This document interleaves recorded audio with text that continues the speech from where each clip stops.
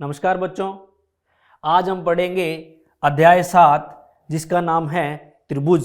तो बच्चों मैं बता दूं, इस अध्याय में सबसे पहले हम जानेंगे कि त्रिभुज क्या होता है, उसके गुणधर्म क्या होते हैं। उसके बाद बच्चों हम जानेंगे त्रिभुजों की सर्वांग समता, यानी कि सर्वांग समता क्या होती है, देखते हैं।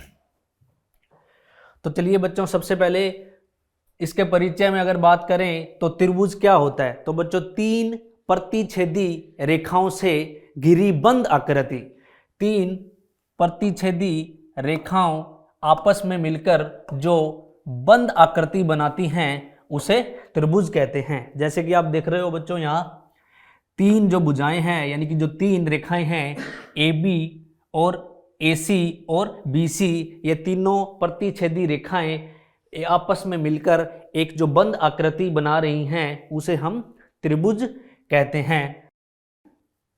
आगे देखिए बच्चों, त्रिभुज के तीन कोण, तीन शीर्ष होते हैं। तो बच्चों जैसा कि आप आकृति में देख रहे हैं कि इनके तीन शीर्ष, यानी कि ए बी और सी, त्रिभुज के तीन शीर्ष होते हैं। जैसा कि बच्चों आप नाम से ही पता लग रहा है, त्रिभुज यानी तीन भुजाओं वाला। इसके तीन शीर्ष, तीन ही भुजाएं, यानी कि ए बी, बी सी और ए सी, यानी कि तीन शीर्ष, तीन भुजाएं और तीन कोण, कोण ए, कोण बी और कोण सी, यानी कि ऐसी आकृति, ऐसी तीन प्रतिच्छेदी रेखाओं से बंद ऐसी आकृति जिसके तीन कोण होते हैं, तीन शीर्ष होते हैं और तीन भुजाएं होती हैं, उन्हें हम त्रिभुज कहते हैं। आगे देखिए बच्चों, आगे है सर्वांग सम। तो बच्चे सबसे पहले सर्वांग समता का अर्थ क्या होता है, तो मैं आपको बता दूं, दो आकृतियां कोई भी हो, चाहे वो सर्वांग सम का मतलब वो सर्वांग सम तब होंगी जब वो आकार और माप दोनों में समान होंगी। यानी कि दो आकृतियां जब एक दूसरे के संपाती होंगी तो वो सर्वांग सम होंगी।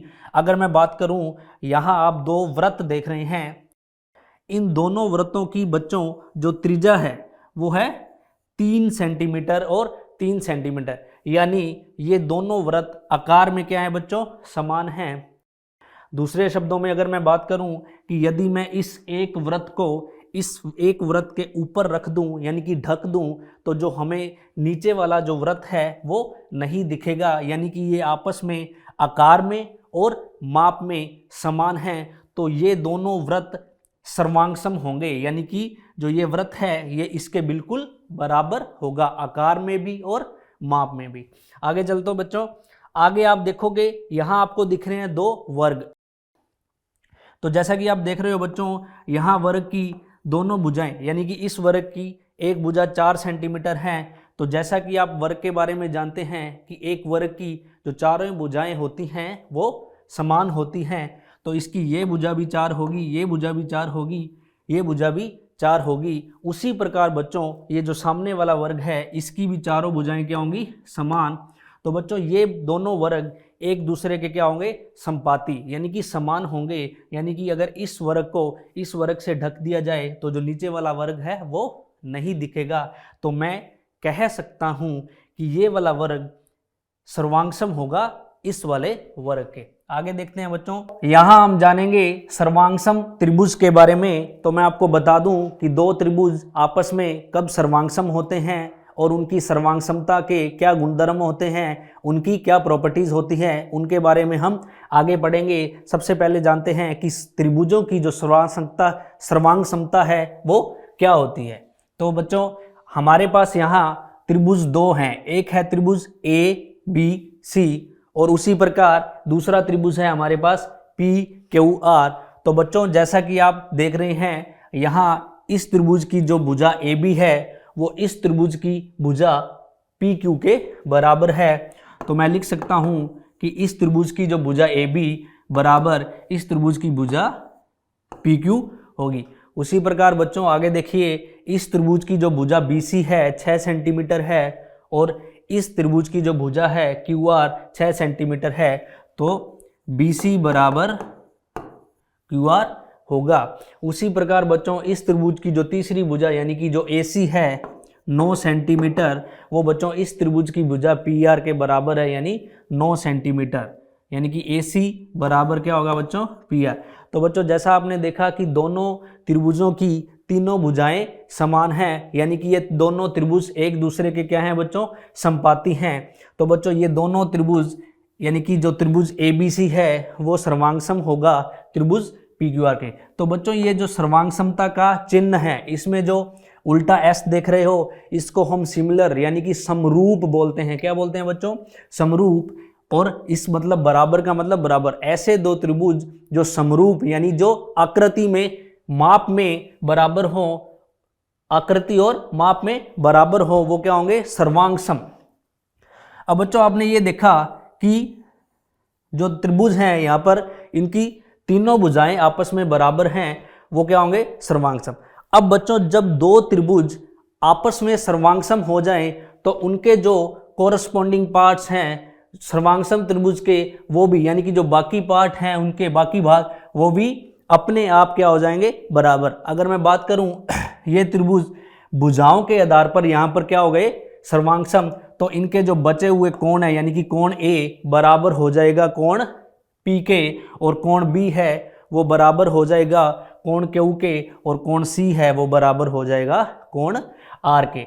अब बच्चों मैं आपको ये बात बता दूं कि यहां पर त्रिभुजों की सर्वांगसमता में दो त्रिभुजों का यानी कि इनका जो नाम है उसका बड़ा ही महत्वपूर्ण योगदान है।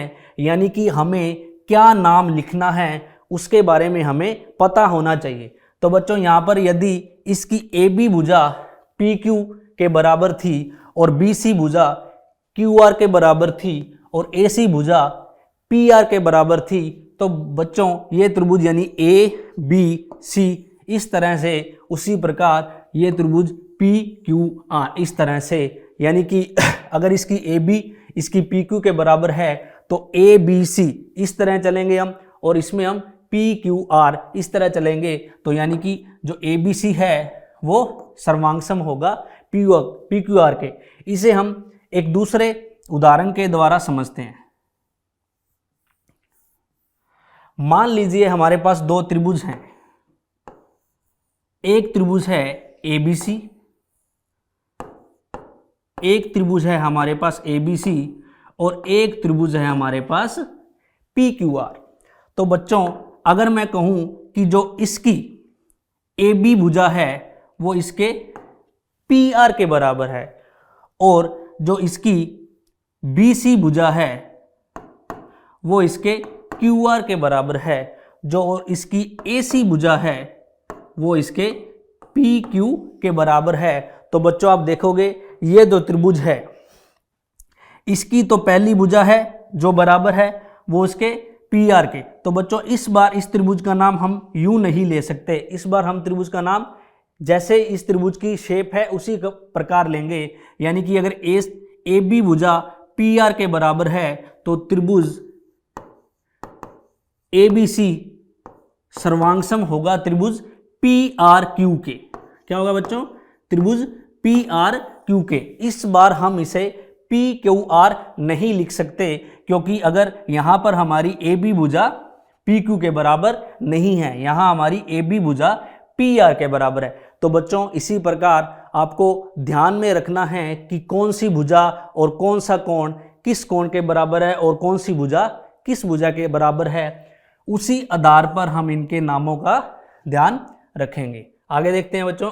आगे है त्रिभुजों की सर्वांगसमता के लिए कसौटियां। तो बच्चों मैं आपको बता दूं कि दो त्रिभुज कब सर्वांगसम होंगे उसके लिए कुछ कसौटियां हैं। उन कसौटियों के आधार पर हम कह सकते हैं कि ये दोनों त्रिभुज हैं वो क्या होंगे? सर्वांगसम। तो बच्चों ये कसौटियां हैं SAS पहली कसौटी है जिसका नाम है यानी कि साइड एंगल साइड, हिंदी में बात करें तो भुजा कोण भुजा। अगली है बच्चों ASA यानी एंगल साइड एंगल, कोण भुजा कोण।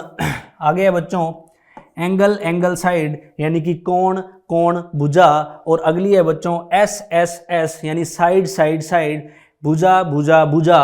और लास्ट में बच्चों राइट एंगल हाइपोटेन्यूस साइड यानी कि समकोण कर्ण भुजा। तो बच्चों ये इनको जो नाम है ये नाम इनके बड़े महत्वपूर्ण हैं कि अगर मान लो SAS है तो वो क्यों लिखा है, ASAS है तो वो क्यों लिखा है, AAS है तो वो क्यों लिखा है, इस पर आगे हम चर्चा करेंगे। आगे देखिए बच्चों, सबसे पहले हम बात करते हैं SAS यानी कि भुजा कोण भुजा। तो बच्चों इसके लिए मैं सबसे पहले आपको बता दूं कि दो त्रिभुज सर्वांगसम होते हैं यदि एक त्रिभुज की दो भुजाएं और उनका अंतर्गत कोण दूसरे त्रिभुज की दो भुजाओं और उनके अंतर्गत कोण के बराबर हो। तो बच्चों इसको मैं आपको उदाहरण के द्वारा समझाता हूं।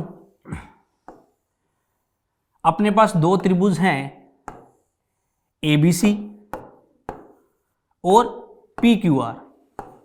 तो बच्चों त्रिभुज की सर्वांगसमता की कसौटी SAS यानी कि भुजा कोण भुजा अगर हमें लागू करनी है तो उसके लिए नियम यह है कि अगर मान लो इस त्रिभुज की भुजा AB अगर इस त्रिभुज की भुजा PQ के बराबर है और इस त्रिभुज की भुजा BC इस त्रिभुज की भुजा QR के बराबर है, तो बच्चों दो भुजाएं बराबर हो चुकी हैं। जैसा कि आप कसौटी में देख रहे हो भुजाएं दो ही हैं और एक कोण। तो बच्चों ये कोण कौन सा होगा ये जानना बहुत जरूरी है कि जो दो भुजाएं यानी कि दोनों त्रिभुजों की जो दो भुजाएं आपस में बराबर होंगी उन दोनों भुजाओं से मिलकर यानी कि वो दोनों भुजाओं से मिलकर बनने वाला कोण ही बराबर होना चाहिए, तभी SAS यानी कि भुजा कोण भुजा वाला नियम यहां लागू होगा। यानी कि यहां पर अगर कोण B बराबर कोण Q होगा तभी मैं कह सकता हूं कि SAS कसौटी द्वारा जो त्रिभुज ABC है वो सर्वांगसम होगा बच्चों त्रिभुज PQR के।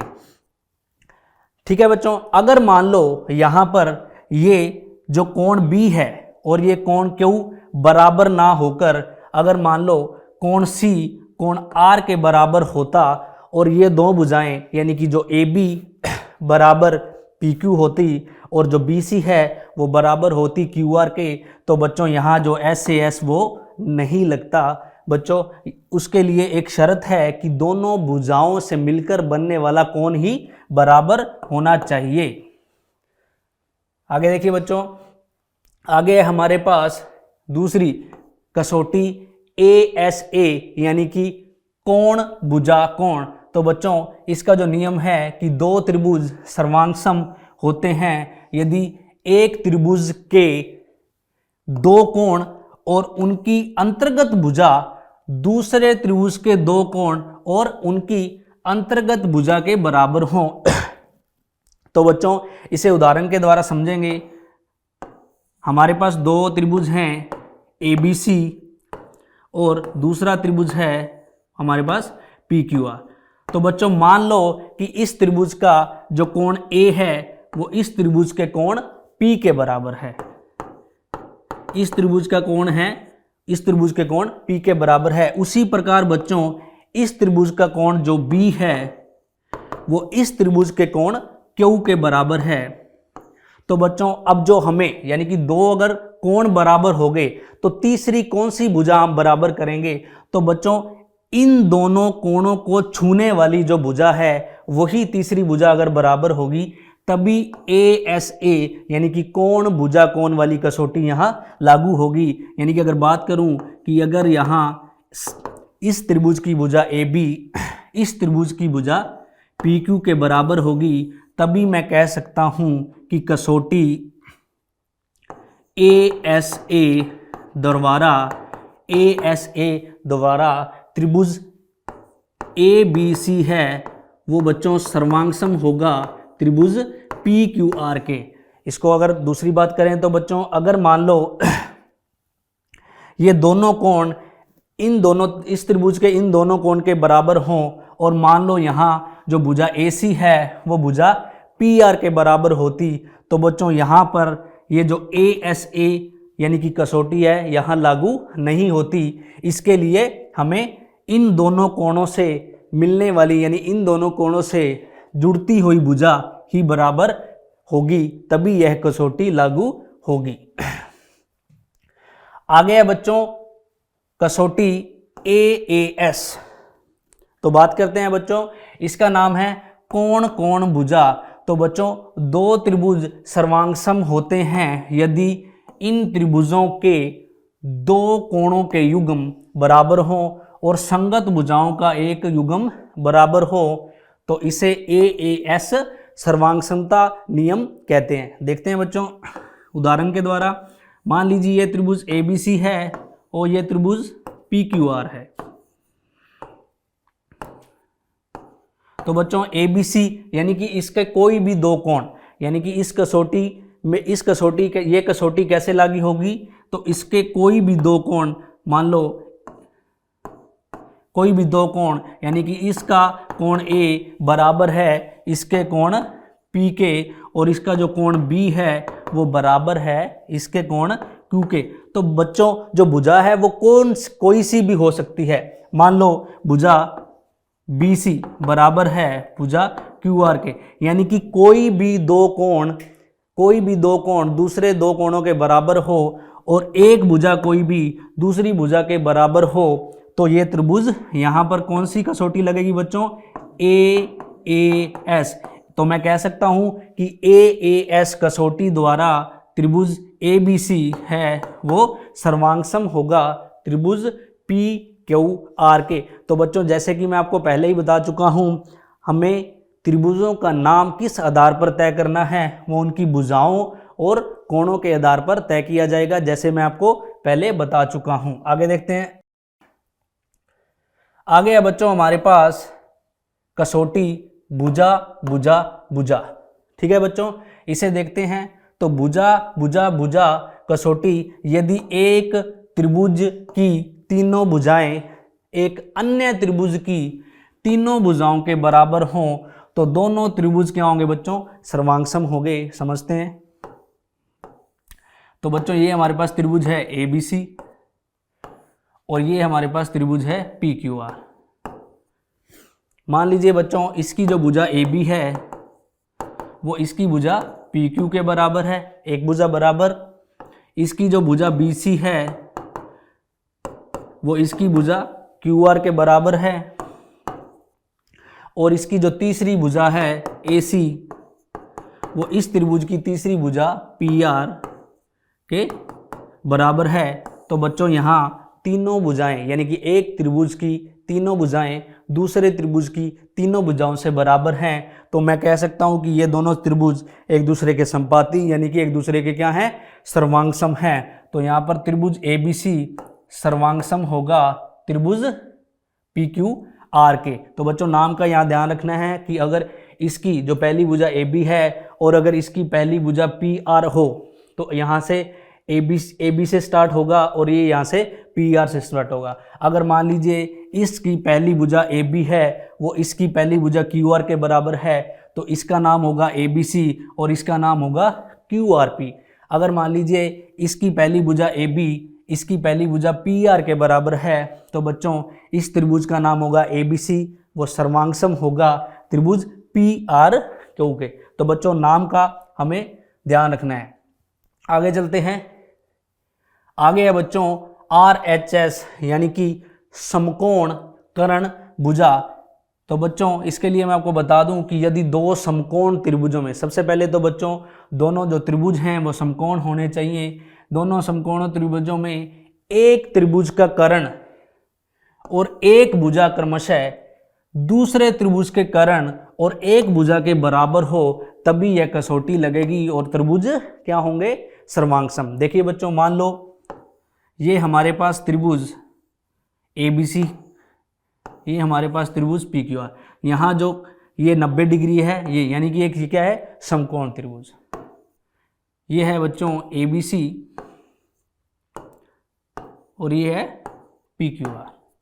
तो बच्चों देखिए RHS जो कसौटी है वो कब लागू होगी, तो बच्चों इसके लिए शर्त है कि सबसे बड़ी शर्त तो ये है कि दोनों त्रिभुजों का कर्ण, अब बच्चों कर्ण क्या होता है, तो समकोण त्रिभुज की सबसे बड़ी भुजा को हम क्या कहते हैं, कर्ण। और बच्चों यानी कि लंब, यानी कि जो 90 डिग्री का कोण होता है उसके बिल्कुल सम्मुख यानी कि सामने वाली जो भुजा होती है बच्चों वो होती है कर्ण।